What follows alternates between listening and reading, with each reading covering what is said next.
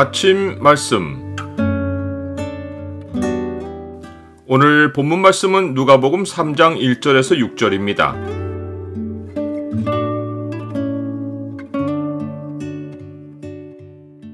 주가 부르시는 소리에 귀를 기울이고 돌아오라. 오늘 본문을 소망의 창으로 보면 사람이 주를 만나기를 예비하는 일이 무엇인지가 보입니다. 소망의 창을 보여주는 구절은 3장 3절입니다. 요한이 요단강 부근 각처에 와서 죄 사함을 받게 하는 회개의 세례를 전파하니. 누가는 예수님의 12살 시절을 기록한 후 세례 요한이 역사에 등장하는 새로운 국면으로 옮겨갔습니다.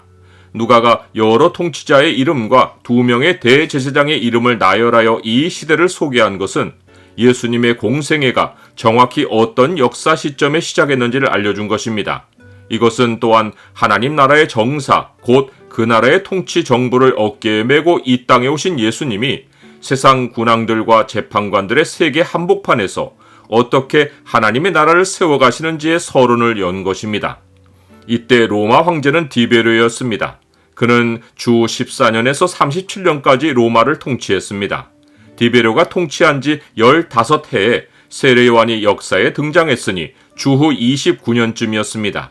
이때 유대 총독은 빌라도였고 갈릴리의 분봉 왕은 헤롯이었습니다. 이 둘은 원수였으나 예수님을 붙잡아 신문하는 과정에서 친구가 되었습니다. 누가는 복음서 기록의 역사성을 더 공고히 하려고 2명의 분봉 왕을 곁들여 소개했습니다.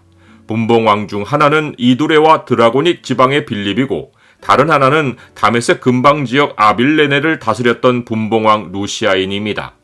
빌립은 헤롯의 이복 동생입니다. 헤롯은 빌립의 아내 헤로디아와 불륜 관계를 맺었고 빌립과 이혼한 헤로디아와 결혼했습니다. 세례 요한은 헤롯의 죄를 지적했는데 헤로디아의 앙심으로 목베임을 당했습니다. 누가는 2명의 대제사장 곧 안나스와 가야바를 소개했습니다. 본래 대제사장은 1명이어야 하는데 사복음서는 모두 2명 이상의 대제사장들이 있는 것을 기록했습니다.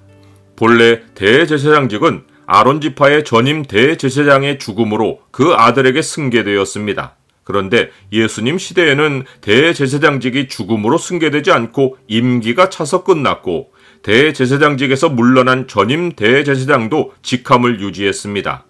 예수님이 신문을 받던 그 해의 대제사장은 가야바였는데 사람들이 예수님을 결박했을 때 먼저 끌고 간 곳은 가야바의 장인 안나스의 집들이었습니다. 퇴임한 대제사장이 예수님을 먼저 신문한 것은 대제사장들의 권력이 계급화되었기 때문입니다.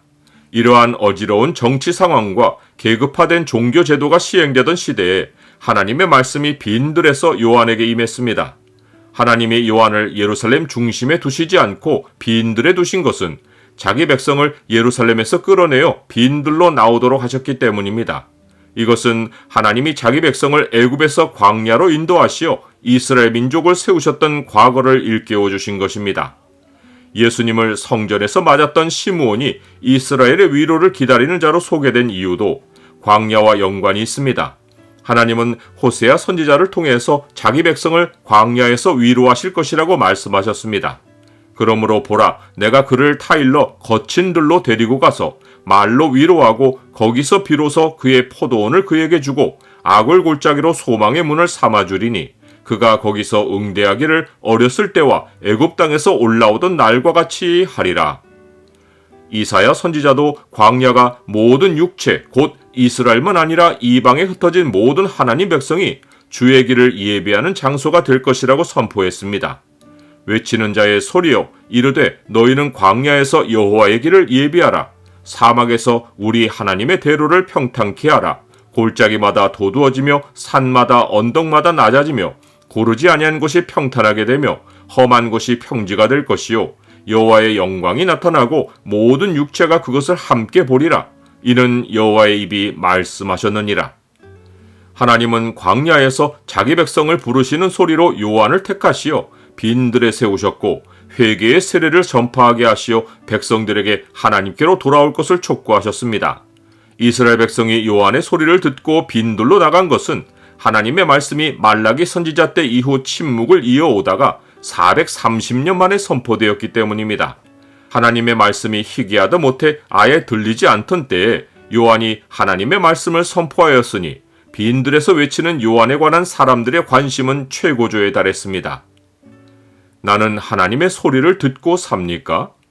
말라기 시대 이후로 사람들이 성전에서 하나님의 소리를 들으려고 400년 넘도록 그곳을 찾았지만 마침내 하나님이 소리를 내신 곳은 광야였습니다. 회개는 내가 있는 자리로 하나님을 초청하는 것이 아니라 하나님의 소리가 들리는 곳으로 내가 나아가는 것입니다. 악인은 그의 길을, 불의한 자는 그의 생각을 버리고 여호와께로 돌아오라. 그리하면 그가 긍휼히 여기시리라. 우리 하나님께로 돌아오라. 그가 너그럽게 용서하시리라. 이는 내 생각이 너희의 생각과 다르며 내 길은 너희의 길과 다름이니라. 여호와의 말씀이니라.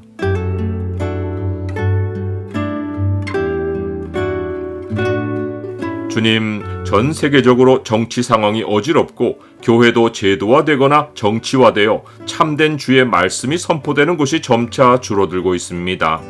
주의 백성이 말씀을 사모하여 주가 부르시는 소리에 귀를 기울이고 주께로 돌아오게 하옵소서. 예수 그리스도의 이름으로 기도드립니다. 아멘.